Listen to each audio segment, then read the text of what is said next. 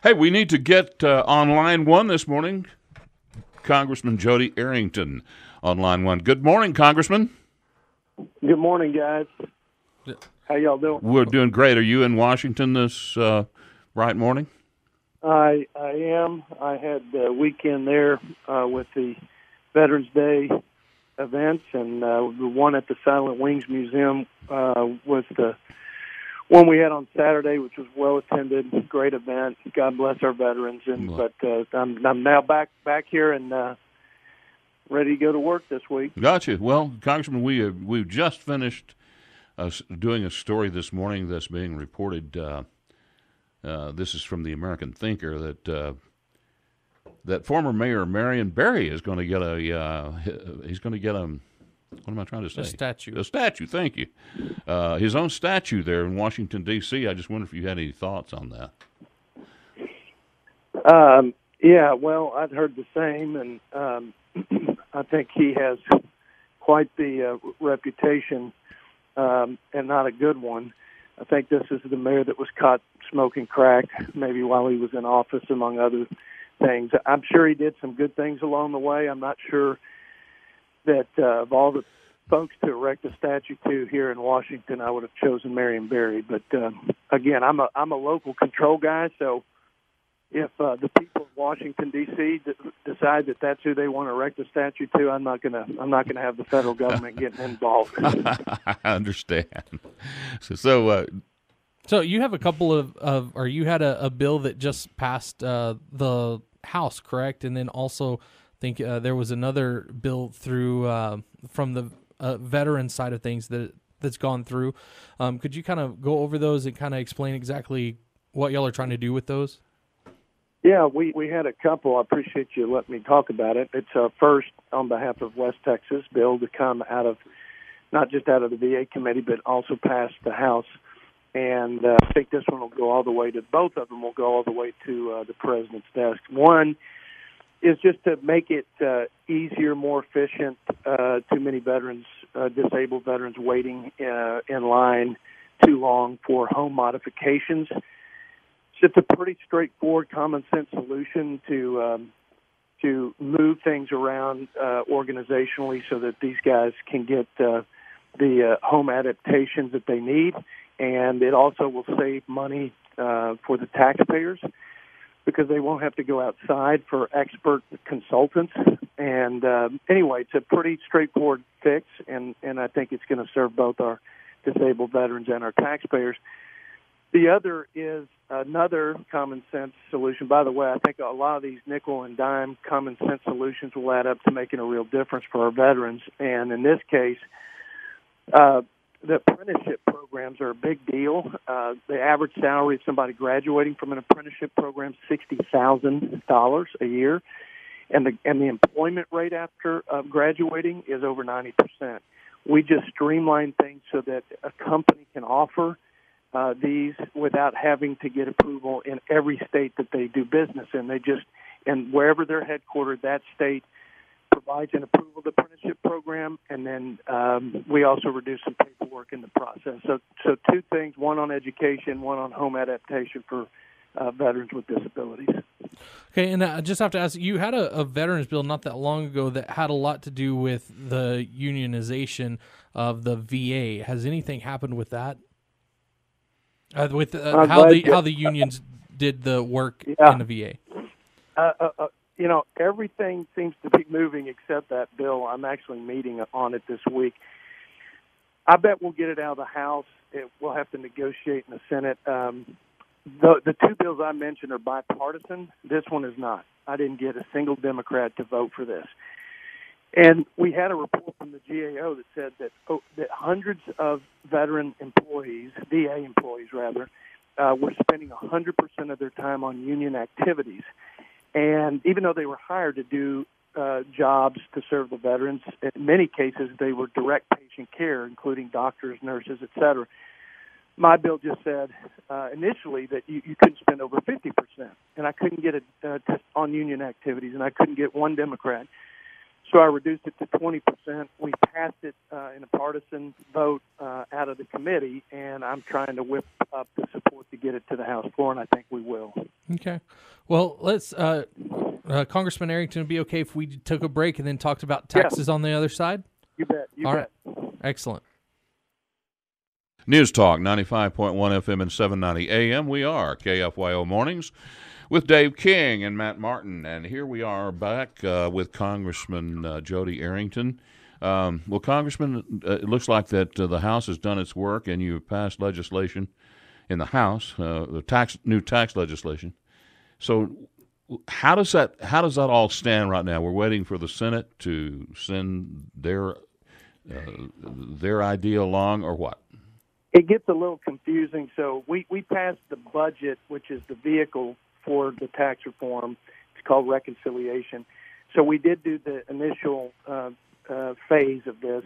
The Ways and Means, which is the policy committee that will draft the details of it, which they've already released, that's going to be in Rules Committee, and then we will vote on it. I'm thinking we're going to vote on it by the end of the week. But you're right to think and anticipate the House is going to do its job. I think the big challenge is, will the Senate participate in getting this major piece of legislation to our president? What is your best guess as to the chances of this passing?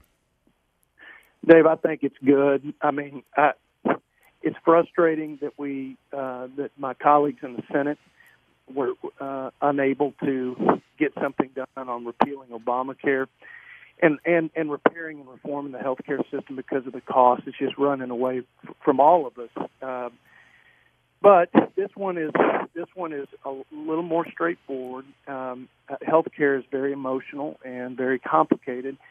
This one, you should look at it pretty simple and think about cutting rates for everyone, but focusing on working and middle class, creating a stimulus for creating jobs, making American companies more competitive, making sure small businesses get the same breaks that the big guys get. From West Texas standpoint, making sure we do away with the death tax and other things that hurt farmers and ranchers, et cetera. I think we're in a good place. It's not perfect like any legislation, but I think it's solid.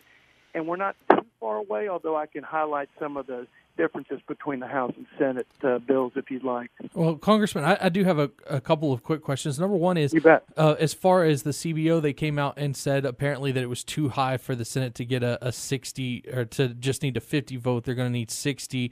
As far as the original House bill, are they making changes to that? And I'm just wondering, as far as the CBO, what kind of record do they have as far as actually predicting these things accurately? Matt, you're spot on. I mean, remember, this is the same group that predicted that there would be, I think they were 50% of what they predicted in terms of people signing up for insurance on account of Obamacare.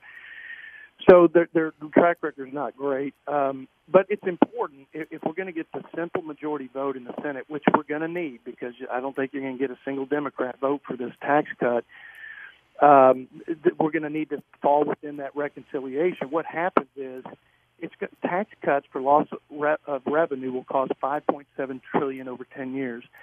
By offsets, just through closing loopholes and taking away deductions and credits from special interest, we've captured $4.2 trillion. What we have left, and what we have to have left, is a placeholder of $1.5 trillion. And you say, well, where are you going to get the money for $1.5 trillion over 10 years?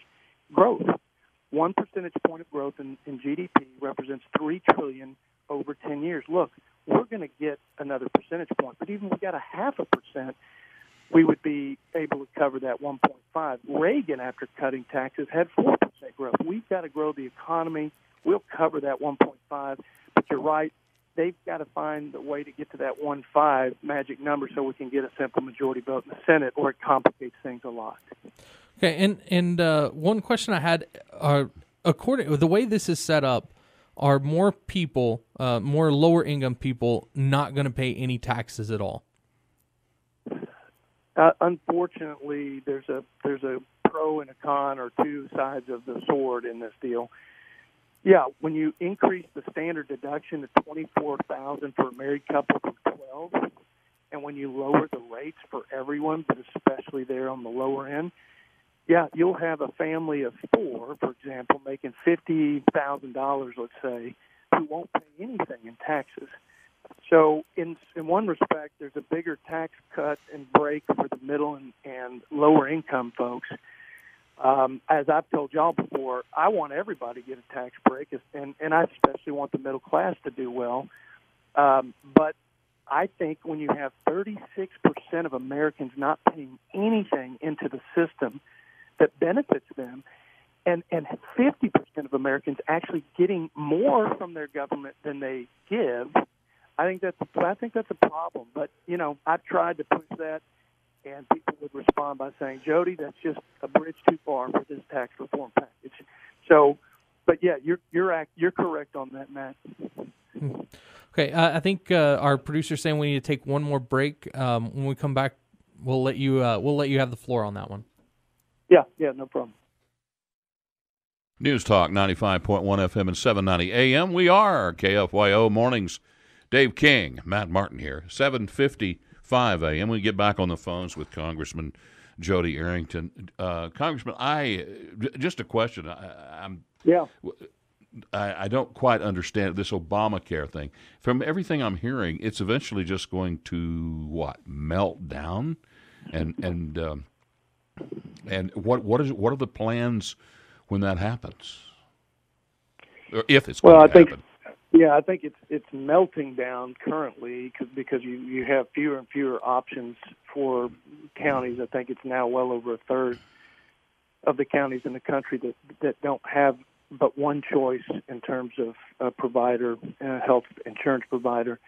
But yeah, I mean, we've submitted out of the House or passed out of the House to the Senate, again, legislation that will, even if we repeal the mandates, obviously, and all the Obamacare repeal, but we've also passed legislation that creates more competition, interstate competition with insurance companies. I think that's a big part of this, allowing associations of businesses and other groups to band together for better purchasing power. We've put an exemption, an antitrust exemption was in place for insurance companies, for the big ones. We've repealed that. So there's a lot of things that we're trying to do to repair the market. To me, the answer is a market-driven solution. More competition, more choice for our guys, for patients like you and me, and then products that aren't mandated by the government, where we can choose what we need and what we can afford. And that doesn't exist today. So it's going to be a long slog there. And I think we can take another run at repealing Obamacare, but it will have to be after we prove that we can pass something big like this tax reform. And that's front and center right now. Yeah. So why is that? Well, it's because the Senate laid an egg, and because we have a very short time frame to get something done that we've promised. And quite frankly, if we don't get one of the big things, and we've repealed regulatory actions in the Obama administration, saved billions of dollars, and billions of dollars to pay for tax that we started with. And I think the House and Senate together we've done some things there. But because we, and I say we broadly, but the Senate failed on repealing Obamacare, we've got before the midterms to deliver on something, or otherwise you're not going to have a Republican majority, and all of these things as conservatives that we want to see evaporate because we couldn't govern and we couldn't get the ball in the end zone and score for the American people that sent us there. So that's the reality. Yeah. Well, we've only got a couple of minutes left, and I'd like to just kind of turn the floor over to you and let you to talk to our audience about what is on your mind. Well, let me say a couple. First of all, thanks for the opportunity.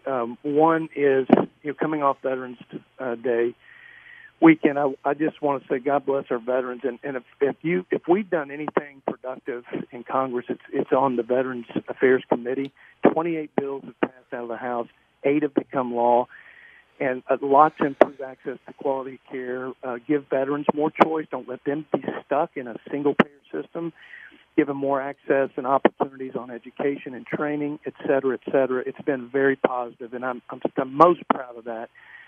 And then I just say, look, we've got to give American families a break, and we've got to get the economy growing, and we've got to make American businesses competitive where they're not today because of our tax structure. We're going to deliver on this. And when we do, we'll get some momentum to tackle some other big things. So thanks for the opportunity, and thanks, KFYO, and God bless. Go West Texas. All right. Thank you very much, Congressman. Thank you, Congressman.